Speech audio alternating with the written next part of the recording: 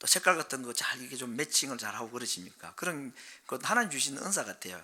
그거 없는 것도 뭐 괜찮습니다. 그건 없는 거 어떻게 하겠습니까? 아무리 봐도 모르겠는데 어떻게 하겠습니까? 우리가 사는 이 필라델피아 지역도 사실은 예술과 또 음악의 도시라 해도 맞습니다. 그렇죠?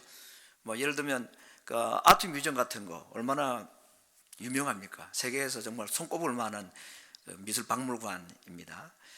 그리고 그 커티스 대학이라든지 또 필라델피아 오케스트라는 굉장히 유명한 음악 단체들 아닙니까?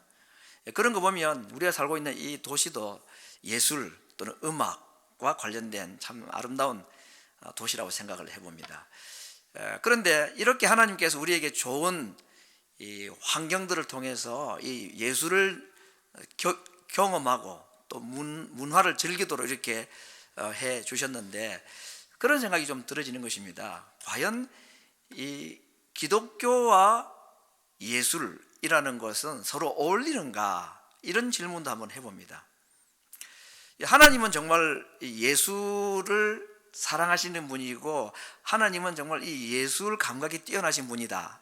왜냐하면 하나님께서 만드신 세상 자체가 예술 아닙니까? 정말 사시사철 변하는 이 자연의 참 조화 이런 거 보면 하나님이 정말 뛰어난 예술 감각을 가지신 분이라는 것을 우리가 쉽게 알 수가 있습니다.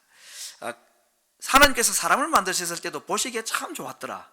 온 우주를 천지창조하시고 보시기에 좋았고 사람은 더군다나 보기 좋아하셨다고 했습니다. 그러면서 그 사람을 만드시고 난 후에 사람들에게 하신 말씀이 있죠. 명령이 있습니다. 땅에 충만하고 땅을 정복하라 그랬습니다.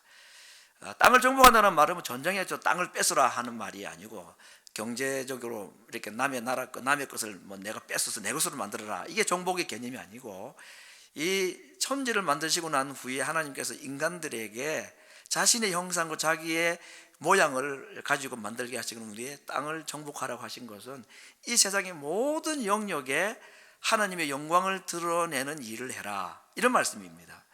그건 이제 뭐 예술, 음악 또는 운동, 정치, 경제, 사회 모든 분야의 문학 이런 일에 있어서 하나님의 영광을 드러내고 그 일들을 통해서 하나님의 살아계심이 나타나도록 하라. 이게 땅을 정복하라 하는 말씀의 의미입니다. 그렇기 때문에 하나님은 예술을 싫어하시거나 예술이라는 것이 하나님을 섬기는 일에 방해되는 세속적인 일이거나 그렇지 않다는 것을 알 수 있습니다. 하나님께서 만드신 이 온 우주와 세상이 얼마나 아름다운 예술 작품인지 모릅니다.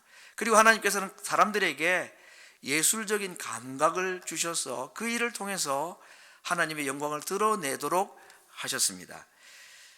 문제는 오늘날 이 세상이 죄로 말미암아 타락하고 또 사탄이 이 세상에 사실은 이 문화 영역들을 많이 손상을 시켜놨기 때문에 하나님의 영이 없는 자들로 말미암아 만들어지는 예술과 문화들이 다 타락하고 하나님의 영광을 드러내기보다는 오히려 하나님을 욕되게 하는 것으로 전락하고 말아서 그것이 문제이지 예술 자체는 사실은 잘못이 없고 문제가 없다는 것을 우리가 인정을 해야 될 것입니다. 문제는 그리스도인 이 문학하는 사람들, 예술하는 사람들 이분들의 이제 고충인 것입니다. 왜냐하면 하나님께서 원래는 이 예술을 사랑하시고 이 예술을 통해서 자신의 영광을 받기를 원하셨는데 죄로 말미암아 이 세상에 타락을 하다 보니까 세상 사람들이 찾고 좋아하는 예술은 우리가 생각하는 하나님을 영원하게 하는 이런 것 가지고는 돈이 안 되는 겁니다. 그래서 참 우리가 이 땅을 살아가는 여러 가지 이제 삶의 터전의 방식들이 다 다양하고 하지만 이 예술이라든지 문학이라든지 이런 것들은 그 자체로 참 고상하고 아름답지 않습니까? 음악을 하고 그림을 그리고 조각을 하고 글을 쓰고 시를 쓰고 이러면서 한평생 살아가는 것도 참 멋있을 것 같습니다. 근데 이 타락한 세상에서 그런 것을 가지고 직업으로 삼고 살아가기 위해서는 엄청난 결단을 해야 되는 것입니다. 정말 하나님의 영광을 드러내는 하나님의 영광을 드러낸다고 해가지고 꼭 무슨 성화를 그리고 성경의 이야기를 가지고 음악을 만들고 그렇게 하는 게 아니라 음악 자체가 가치가 있고 실력이 있고 이 미술 자체가 아주 뛰어난 작품인 것 같으면은 굳이 거기 예수님 십자가가 들어가지 않아도 하나님의 영광을 드러낼 수가 있죠. 대신에 세상 사람들이 찾는 것이 그런 것이 아니고 그래서 참 고민입니다. 참 가난하게 살 각오를 할 수밖에 없는 것이고, 아니면 뛰어난 정말 작품으로 승부를 걸어서 세상 사람들로부터 이 작품 자체의 어떤 영광을 좀 받고 인정을 받고 이렇게 하는 수밖에 없는 것 같습니다.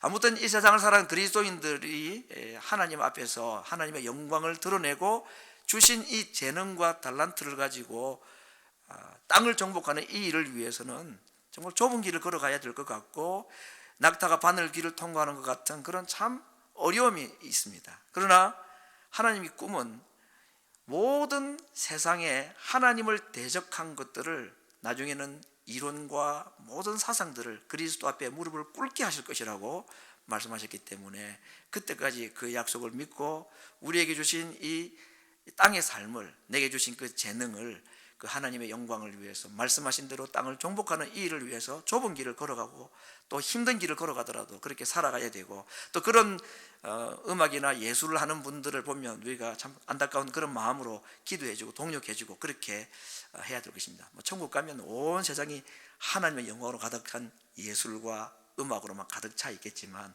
이 땅에서도 우리가 그런 꿈을 꾸며 살아가야 되지 않을까 생각을 해봅니다. 제가 오늘 이렇게 길게 예술 얘기하는 것은, 오늘 하나님께서 두 사람 예술가를 부르셨습니다. 불살렐과 오홀리압이라는 두 사람입니다. 이들을 통해서 하나님께서 성막을 짓기를 원하셨다고 했습니다. 먼저 이들의 이름이 참 재미가 있습니다. 불살렐이라는 말의 뜻은 하나님의 그늘 안이라는 뜻을 가지고 있고, 오홀리압이라는 말은 나의 장막은 아버지 하나님이시다, 또는 하나님은 나의 장막이시다, 이런 뜻을 가지고 있습니다. 성경의 이름이 가지고 있는 의미가 있죠. 그래서 하나님께서 굳이 이렇게 두 사람을 성막 짓는 자로 세우실 때에 그들의 이름을 꼭 말씀을 하신 것은 그들 이름 자체를 통해서 이 성막 짓는 일의 의미를 말씀하기 위함인 것 같습니다. 성막, 하나님의 집, 장막, 하나님은 이스라엘 백성들의 장막이 되기를 원하시고 그늘이 되기를 원하시고 그들의 피난처가 되기를 원하신다 하는 의미가 이 두 사람의 이름을 통해서 지을 성막의 의미를 그렇게 말씀을 해주시는 것 같습니다. 또 한 가지는 하나님께서 이들을 건축하게 만들고 성막을 짓게 만들 때에 그냥 뭘 보고 그들을 불렀는지는 모르겠습니다. 처음부터 그런 타고난 재능이 있었는지 그럴 수도 있습니다. 그런데 오늘 성경을 가만히 보면 확실한 것은 그 두 사람을 부르시고 난 뒤에 하나님께서 뭐라고 말씀하시느냐 하면, 내가 그들에게 하나님의 영을 주어서 그들로 하여금 이 성막을 짓는 데 필요한 지혜와 총명과 지식과 손의 재주를 주겠다, 그렇게 말씀했습니다. 타고난 재능일 수도 있지만 확실한 것은 하나님께서 그들에게 필요한 지혜와 총명과 지식과 그리고 손의 재주까지도 주시겠다고 하시고 그들을 부르셨습니다. 사실은 대단한 건축물은 아닙니다. 성막이라는 것이, 그렇죠? 이집트의 피라미드에 비하면 그렇게 큰 건축물은 아니지만 아주 섬세한 일입니다. 금을 세공을 해야 되고, 또 나무를 잘라야 되고, 심지어는 이 돌도 잘라낼 수 있어야 되고, 이런 아주 섬세한, 그다음 바느질을 굉장히 섬세하게 해서 술을 놓아야 되고, 그러니 이런 손의 재주가 없이는 할 수가 있겠습니까?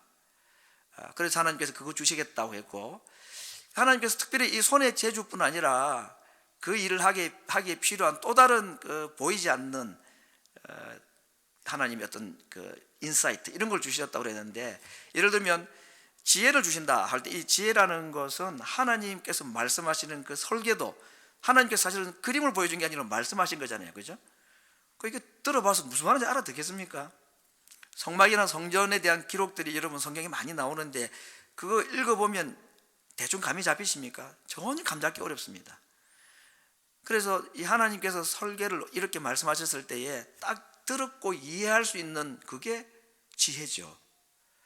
그리고 총명이라는 것도 그렇습니다. 어떤 일을 하다 보면은 내가 계획했던 대로 일이 진행이 안 될 수 있습니다. 갑자기 일이 막힐 수도 있고 중단이 되기도 하고, 또 필요한 도구가 없기도 하고, 그럴 때 당황이 됩니다. 기술자고 많이 했던 일이라도 일이 중간에 진척이 되지 않고 이거 어떻게 할까, 이럴 때가 있죠. 그럴 때 이 문제를 해결하는 어떤 판단력, 이게 총명이죠. 이런 것을 하나님이 주시겠다고 했고, 그리고 손의 기술은 마찬가지입니다. 하나님께서 그런 것을 주셔서 어쩌면 하나님께서 이 땅에 자신이 거하시는 최초의 집이라고 할 수 있는 이 성막을 만드심에 있어서 이 두 사람을, 그리고 그들에게 필요한 영적인 또는 육신에 필요한 것들을 다 채워주셔서 그 일을 짓게 하셨다 하는 것입니다. 오늘 이런 말씀들을 볼 때에 이 성막 짓는 일과 관련해서 이 두 사람을 하나님께서 세우신 것에 대해서는 이렇게 한번 정리를 해볼 수가 있겠습니다.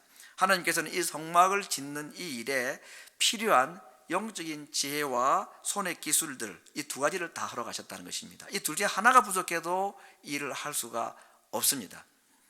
또 한 가지는 이 모든 일을 하는 데 있어서 하나님께서 사실은 물질도 필요한 재물도 자재도 다 준비하시고 또 그것을 만들 수 있는 기술 같은 것도 하나님이 다 공급해 주시고 주셨다고 했습니다. 그렇기 때문에 이 불살렐과 오홀리압 두 사람이 할 수 있는 것 또는 해야 될 일은 하나님 주시는 그 은혜와 지혜를 계속 공급받기 위해서 성령으로 늘 깨어 있는 것, 그것이 이 건축하는 두 사람에게 가장 중요한 것이고, 또 하나님께서 주신 지혜와 재능을 가지고 하기 때문에 뭐 자랑할 것도 없고 또 못한다고 두려워할 것도 없고 꽁무니를 뺄 필요도 없는 것입니다. 그냥 하나님께서 내게 필요한 모든 지혜, 재능을 다 주신다고 하셨고 또 그 일을 내게 맡기셨으니까 하나님 옆에 깨어있고, 그리고 하나님 주시는 지혜를 가지고 그 일을 감당을 하고 그 하나님 의지하고 순종하면 이 건축물이 완성이 되도록 되어 있었다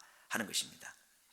오늘 제가 아침에 이제 이 말씀을 좀 드리는 특별한 이유 중에 하나도, 우리가 지난주에 집회 총회를 하고 이 다음 주에 또 새 직분자들을 임명을 하는 일이 있는데, 오늘 하나님께서 불살렐과 오홀리압을 전적으로 택하셨습니다. 사람들이 투표해가지고 이 사람을 세운 게 아니라 하나님이 부르셨다는 것입니다. 그리고 그 부르신 자들이 그 일을 할 수 있도록 하나님께서 안으로 밖으로 필요한 모든 것을 함께 주셔서 그 일을 하게 하셨다는 걸 생각할 때에 우리 지회의 일이든지 또 교회로부터 받는 우리의 직분이라든지 이런 것들을 정말 두 사람을 하나님이 딱 지명해서 불러서 일하시게 하셨고 그들에게 필요한 것을 공급하신 그 하나님의 부르심으로 믿고 의지하고 순종하는 한 해의 교회 봉사가 되어서 정말 하나님께서 원하시는 그 성막이 만들어지듯이 하나님께서 원하시는 우리 교회의 아름다운 보이지 않는 건축물, 보이지 않는 교회의 모습이 세워지는데 우리가 함께 쓰임받는 한 해가 되었으면 좋겠다 하는 생각이 참 간절합니다. 오늘 우리가 성막의 이제 구조를 생각할 때에 질문이 하나 생길 수가 있습니다. 왜냐하면 우리 오늘 10계명 낭독을 했습니다만 2계명에는 하나님을 섬길 때에 하늘이나 땅이나 땅 아래에 있는 물속에 어떤 형상을 만들지 말라 그랬습니다. 그게 철저히 금하셨죠. 근데 하나님께서는 왜 이 건축물을 만들라고 하실까? 아니 여러 가지 기구도 만들라고 하면 이건 2계명하고 약간의 모순되지는 않을까? 하나님께서 2계명을 통해서 하나님을 섬길 때에 어떤 모양이나 형상을 만들지 말라고 하신 이유는 인간의 잘못된 생각으로 하나님을 오해하고 내가 생각하는 하나님으로 어떤 물건을 만들어서 섬기는 걸 금하신 것이지, 이거 성막과 성전에 있는 이 기구들은 그 2계명에 대한 위배가 되는 말씀이라기보다는 오히려 보이지 아니하시는 하나님을 잘 섬기고 잘 이해하고 그분을 하나님께 잘 예배하기 위해서 주신 눈에 보이는 하나님을 예배하는 데 도움이 되도록 주신 것이다. 그래서 하나님 직접 제조를 하기를 이렇게 원하셨다는 것입니다. 특별히 이제 이 성막이라는 것은 예수님을 다 상징하는 거 아닙니까? 앞으로 오시게 될 그 예수님, 성전도 마찬가지죠. 그래서 예수님이 내가 참 성전이라고 말씀했고 참 성막이라고 말씀하셨습니다. 그렇게 볼 때 성막의 많은 기구들 가운데 특별히 중요한 몇 가지들을 보면서 이건 정말 하나님을 잘 예배하고 하나님을 잘 섬기게 하기 위해서 보여주신 은혜이고 또 특별히 예수님을 보여주신 것이다. 성막에 들어가는 문이 있습니다. 첫문. 그 문은 구원을 상징하죠. 내가 양의 문이라고 예수님이 말씀하셨습니다. 두 번째 번제 단인 예수님의 십자가의 대속의 죽음, 거기에 짐승이 죽고 짐승이 불타 사라지는 곳이기 때문에 그건 예수님의 십자가를 상징하는 장소라고 할 수 있습니다. 성소 안에 들어가면 세 가지가 있습니다. 진설병이라는 것이죠. 떡이죠.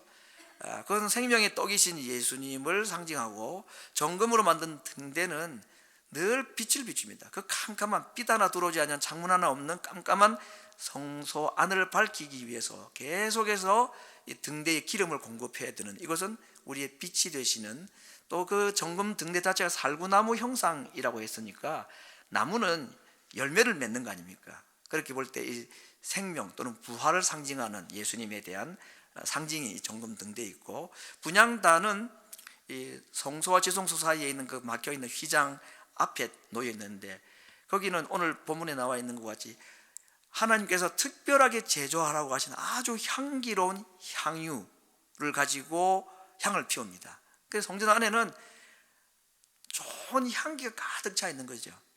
이 향기 또는 향연, 연기는 다 성도들의 기도를 말씀하고 있죠. 그래서 뭐 이 분향단에서 피어오르는 이 향기로운 이 연기, 향연은 우리를 위해 대신 기도하시는, 중보하시 기도하시는 예수님의 모습을 보여주신 것입니다.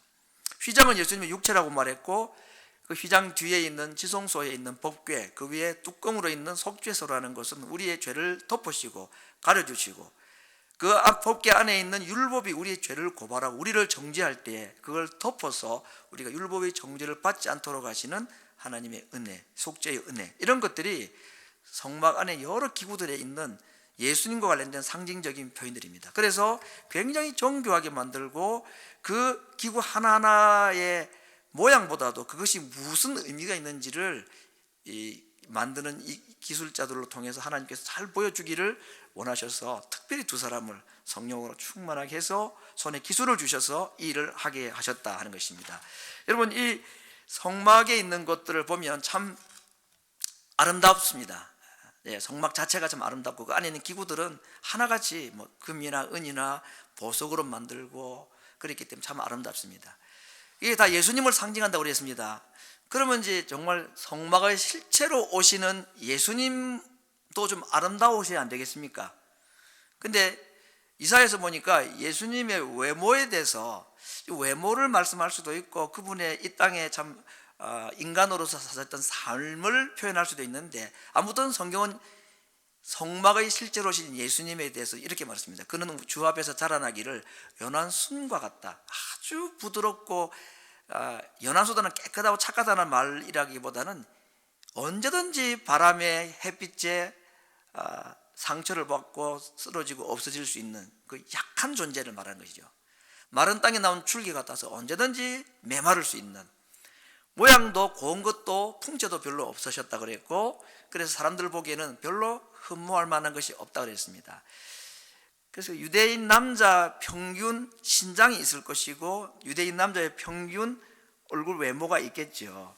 근데 예수님은 다 뭐 옛날 화가들은 전부 다 꽃미남으로 다 그려놓았지만, 저런 말씀들을 볼 때에 그러지 않을 가능성이 좀 많다고 생각합니다. 저는 그게 또 이 땅의 약한 자들을 위해서 오신 예수님이 외모조차도 일부러 그렇게 하지 않았을까 생각을 해봅니다. 그래서 천국 가서 예수님 실물을 이제 보게 될 텐데, 그때는 부활하신 모습이니까 땅에 있는 모습과는 다르겠지만 저 이사야에서 있는 말씀과 다른 모습일 수도 있겠습니다만은, 그래도 뭐 좀 실망하지 않을까 생각이 들 만큼 예수님의 모습은 성막이나 성전의 그 화려하고 아름다고 정교한 모습과는 다른 모습으로 이 땅에 오셨다는 것입니다. 왜 그랬을까요?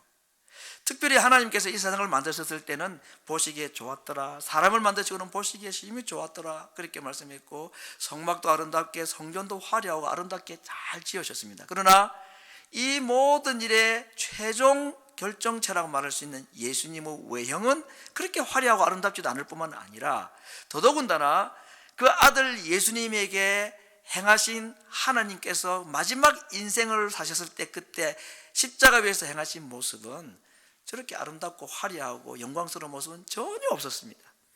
정말 이 땅의 삶 그 자체가 흠모할 만한 것이 없는 분으로 사셨지만, 근데 정말 그분의 마지막 삶은 더 비참하지 않습니까? 온몸에 채찍에 맞아 피가 터져 나오고, 머리에 이 가시를 쓰셔야 됐고, 못은 창자국에 찔리고 손바닥 다 이렇게 갈격이 찢겨진 모습. 과연 하나님께서 이 세상을 그렇게 화려하게 아름답게 만드셨던, 그야말로 하나님께서 만드신 모든 세상이 예술 작품이었는데 아들 예수님에게 행하신 것은 정말 예술 작품이라고 볼 수 없는 것입니다. 왜 그렇게 했을까요? 우리와 이 죄로 말미암아 타락하여 망가진 이 세상을 아름다운 하나님의 원래의 창조의 모습으로 회복하게 하시기 위해서는 죄로 말미암아 망가진 인생들, 죄로 말미암아 온 세상이 망가져버린 이것을 회복하시기 위해서 그 죄의 대가를 아들 예수님이 대신 고스란히 받지 않고는 그런 회복이 불가능했기 때문에, 그래서 죄인이 받을 그 엄청난 고통을 아들 예수님에게 다 행하신 것이었습니다. 그리고 그 예수님을 3일 후에 다시 아름다운 모습으로 회복시켜 주셨죠. 그분의 모습이 아름답다고 해가지고 외형이 완전히 그냥 그 평균 유대인 남자 이하의 외형이 있다가 어느 날 갑자기 뭐 키도 커지고 외형도 아주 뭐 좋아지고 뭐 이렇게 했겠습니까? 이 땅에서 그분의 그 참 창조주로서 피조물이 당하는 그 고난을 다 감내하시고 우리를 새롭게 하나님의 백성으로 회복하신 그 모습이 너무 아름다워서 천사들이 그분 앞에 경배할 수밖에 없고, 그분의 외형보다는 그분의 부활하신 그 영광스러운 모습이 너무나 아름답고 영광스럽기 때문에 정말 성전보다도 더 아름답고 성막의 모든 아름다운 기구보다 더 완벽한 모습으로 우리 주님을 하나님께서 새롭게 회복시켜 주셨기 때문에 성전을 이렇게 아름답게 만들고 성막을 이렇게 화려하게 만드는 것은 잘못된 것이 아니다고 생각을 해봅니다. 이렇게 하나님께서 아들 예수님을 통해서 우리를 새로운 하나님의 형상으로 회복을 하셔서 우리를 이제는 정말 하나님의 영광을 드러내는 그런 모습으로 회복해 주셨는데, 이런 일은 앞으로 우리에게도 일어날 일이란 것입니다. 부활하신 예수님께 일어난 그 일들이 그를 믿는 우리들에게도 앞으로 일어나게 될 것이다 하는 것입니다. 그래서 땅에서는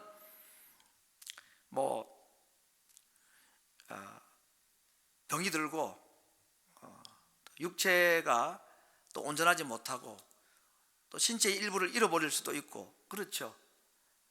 그런데 하늘나라 우리가 하나님 앞에 섰을 때, 우리가 다시 부활한 이후에 하나님 앞에 섰을 때 우리의 모습은 정말 완벽한 모습으로 하나님께서 우리를 다시 회복시켜 주신다는 약속이 예수님의 부활로 말미암아 우리에게 주시는 약속이고, 예수님을 상징하는 이 성막의 모습을 아름답고 완벽한 모습으로 만드신 하나님의 의도가 거기에 있는 것입니다. 땅에서는 우리가 비록 완전하지 못한 모습으로 살아간다 할지라도 예수님도 그렇게 사셨다가 부활하셨을 때 그를 완전한 모습으로 회복하셨던 것이 성막과 성전을 완벽하고 화려하고 아름답게 지으신 하나님의 최초의 의도라면, 이 땅의 삶이 끝나고 난 뒤에 우리의 삶이, 우리의 육체도 그렇게 회복될 것이고, 사실은 육체의 회복뿐 아니라 죄로 말미암아 망가진 우리의 인생들을 하나님이 에덴 동산에서 아담 하와를 만드실 때 그때와 같은 외형도 완벽하겠지만 내면의 삶도 하나님이 기뻐하시는 정말 하나님의 형상과 모양을 다시 회복하도록 하시겠다, 완전하고 완벽한 하나님의 형상으로 회복하시겠다는 그 하나님의 강한 의지가 성막을 이렇게 아름답고 화려하게 만드신 하나님의 깊은 배려심이다 하는 것입니다. 우리가 가게 될 천국도, 그리고 이 세상 이 만물도 하나님께서 그렇게 만드실 것이라고 했습니다. 요한계시록 21장에 보면 내가 만물을 새롭게 한다고 했습니다. 우리만 그렇게 만드는 게 아니라 하나님께서 만드셨던 모든 세상을 다시 범죄 이전의 상태로 다시 새롭게 하시고 완벽하게 완전하게 만드시겠다, 이런 약속이 지금 성막의 완벽한 구조를 말씀하실 때에 하나님께서 가지고 계신 것입니다. 예수님을 통해서 이 일을 다시 하겠다 하는 약속을 지금 우리에게 하는 것입니다. 참 감사한 것은 이렇게 완전한 영광스러운 회복이 예수님 재림하실 때에 우리에게 일어날 일이긴 하지만, 그런데 하나님께서는 약속하셨습니다. 지금도 하나님은 우리를 그렇게 만들어가고 계시다 그랬습니다. 빌립보서 1장 6절의 말씀에 우리 안에 착한 일을 시작하신 그분께서 그리스도 예수의 날까지 지금도 계속해서 우리를 만들어가고 다듬어가고 계시다고 말씀하셨습니다. 우리의 모습은 지금 그런 모습이 별로 안 보입니다.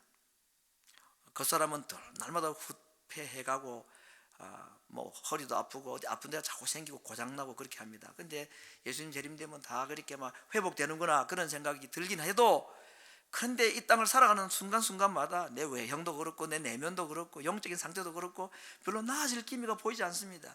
죽고 난 뒤에 내가 회복되면 다시 부활할 때 예수님 재림하시면 그때는 뭐 한순간에 모든 것이 바뀌겠지. 맞습니다. 그런데 하나님은 우리를 이 땅에서는 그냥 형편없이 살다가 죽고 난 다음에 예수님 재림할 때 그냥 새로운 모습으로 탁 만들어내시는 것을 목적하는 것이 아니고, 지금 이 땅에 살아가는 우리들을 하나님께서 계속해서 만들어가기를 원하신다는 것입니다. 그렇게 또 하고 계시다는 것입니다.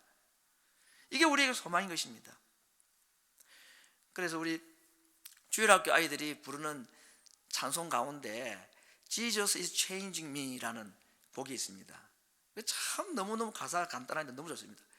예수님이 지금 나를 바꾸고 계시다. 예수님이 지금도 나를 지금 조금씩 다듬어가고 계시고 나를 만들어가고 계시다. 그런 노래입니다. 나를 보면 조금도 예수님이 나를 다듬어 가시고 만들어가는 것 모습이 안 보이죠. 점점 더 망가져가고 점점 더 부패해져가고 점점 더 하나님 앞에 더 악한 모습으로 살아가는 것처럼 보이는데, 우리 안에 착한 일을 이미 시작하신 그 하나님께서 예수 그리스도께서 이 땅에 오심으로 말미암아 완벽한 하나님의 형상으로 회복되기 전까지 이 땅에 있는 우리들을 그냥 내버려 두고 팽개치고 몰랄하지 않으시고 지금도 우리 안에서 우리를 계속해서 만들어가고 계시다고 약속하셨습니다. 이것이 오늘 화려하고 완전한 모습의 성막을 지으라고 말씀하시는 하나님께서 우리에게 주시는 약속이고, 하나님께서 우리와 함께 하시겠다는 하나님의 은혜의 약속인 것입니다. 하나님은 지금도 우리를 만들어가고 계십니다. 이제 우리는 어떻게 할 것인가? 우리 자신을 하나님께서 이렇게 미래도 그리고 지금도 이렇게 하나님께서 다듬어가고 만들어가고 계시다면, 우리 지금 이 땅을 살아가는 우리들은 하나님 앞에 어떻게 살아야 될 것인가? 오홀리압과 불살레를 불러서 그들에게 성막을 지어라고 말씀을 하셨습니다. 하나님은 천사를 보내어서 얼마든지 성막을 지을 수 있겠지요. 순식간에 만드실 겁니다. 하나님께서 원하시는 완벽한 모습으로 나올 것입니다. 그런데 하나님은 그렇게 하지 않으셨습니다. 사람을 택해서 성막을 짓기를 원하셨습니다. 왜 그랬을까요? 그 일을 통해서 하나님의 형상으로 지음 받은 사람을 통해서 하나님은 자신이 거하실 집을 짓기를 원하신 것은, 우리가 하나님 앞에 드리는 이 삶과 하나님을 위해 살아드리는 우리의 이 수고가 천사가 하나님을 위하여 수고하는 것보다 더 가치 있고 복되기 때문인 것입니다. 이것이 하나님의 뜻이라는 것입니다. 그래서 우리를 이 땅에 보내셔서 하나님을 위하여서 이제는 집을 짓는 자로, 하나님의 나라를 만들어가고 하나님의 나라를 짓는 집 짓는 자들로, 성전을 건축하는 자들로 만들길 원하셨습니다. 그 일을 위해서 먼저 오홀리압과 불살렐에게 하나님의 영이 충만하게 임해야 했듯이, 우리가 하나님의 나라를 만들어가고 하나님의 전을 지어 드리는 자가 되기 위해서는 하나님이 우리를 먼저 찾아오시고 하나님의 영으로 우리를 먼저 새 피조물로 만들어 주셔야 가능했던 것입니다. 그 일을 위해서 예수님께서 오셨고, 흠모할 만한 것이 없는, 어쩌면 우리보다도 더 참 못한 모습으로 이 땅에 오셔서 우리를 위해 마지막에는 아름답지 못한 흉악한 모습으로 돌아가셨지만, 그래야만이 우리가 하나님의 새로운 피조물이 될 수 있기 때문에, 그래서 우리를 통해서 뭘 하기를 원하십니까? 우리를 통해서 이제는 성막을 짓기를 원하십니다. 우리를 통해서 성전을 짓기를 원하시는 것입니다. 만물을 새롭게 하기를 원하시는 것입니다. 그래서 우리에게 성령도 주시고 필요한 재능도 주셔서 하나님의 나라를 위하여서 오홀리압과 불살렐과 같이 쓰임받는 자가 되어서 하나님이 원하시는 이 땅의 세계를 새롭게 하시고 만물을 새롭게 하시는 이 일을 하기를 원하시는 것입니다. 그러므로 우리가 할 수 있는 것은 불살렐과 오홀리압을 부르시고 그들에게 지혜와 총명과 지식과 손의 재주를 주시고 성막을 짓게 하신 하나님께서 우리를 부르셔서 그리스도 예수님으로 말미암아 우리를 새로운 피조물로 만들어서 우리 속에 성령을 주셔서, 그래서 하나님의 부르심에 순종하고 의지하고 따라갈 때에 하나님께서 원하시고 꿈꾸시는 이 땅에 하나님의 나라, 하나님의 교회가 만들어질 수 있어서 우리를 그렇게 부르셨다는 사실을 믿고 그분의 약속을 의지하고 순종하는 것입니다. 내 힘으로 하는 것도 아니고 할 수 없다고 우리 하나님 앞에 꽁무니 뺄 이유도 없는 것입니다. 그냥 그 두 사람이 하나님의 약속을 믿고 의지하고 순종해야 했듯이 우리도 하나님께서 부르신 그 부르심에 의지하고 순종할 때에 하나님께서 이 땅에 아름다운 하나님의 나라를 계속해서 만들어 가시겠다는 약속을 하시는 것입니다.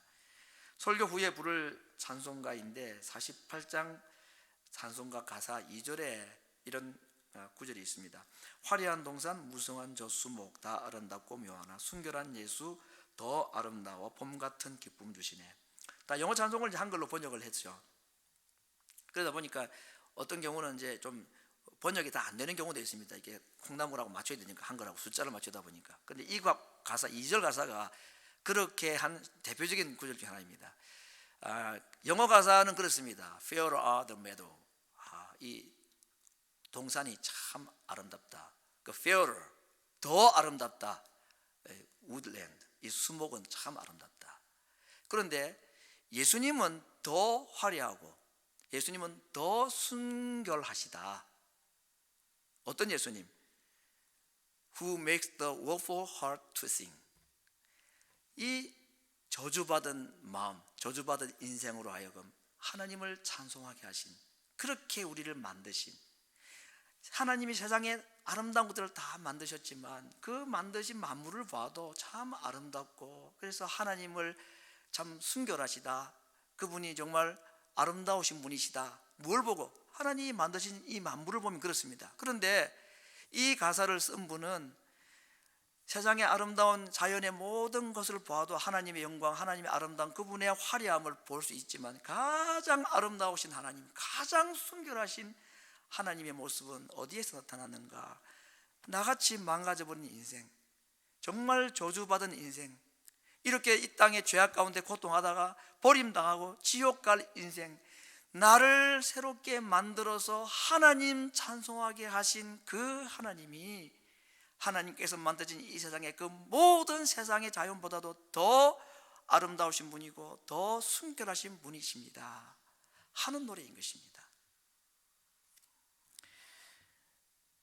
오늘 우리가 2020년 마지막 주일 예배를 드리면서 한 해 동안의 삶을 돌아보면 정말 저 노래가 합당한가 생각이 들 만한, 잃어버리고 망가져버리고 사라진 것들이 참 많은 고통 가운데 살아왔습니다. 그럼에도 불구하고 하나님은 여전히 오늘 우리로 하여금 찬송 받으시기에 합당하신 이유는, 만약에 내가 하나님을 알지 못하였다면, 내가 만약에 예수님을 믿지 않았더라면 세상의 많은 사람들처럼 이 땅을 그냥 그렇게 살다가 죄악 가운데 살다가 마지막 영원한 지옥에 들어갈 인생들인 그들과 달리 우리를 구별하여서 언젠가 우리에게 복음을 듣게 하셔서 나를 바꾸신 예수님, 세상에 만드신 모든 자연보다도 하나님의 형상을 닮은 자로 다시 회복하셔서 그 하나님을 찬송하는 우리들이 하나님께서 만드신 최고의 작품입니다.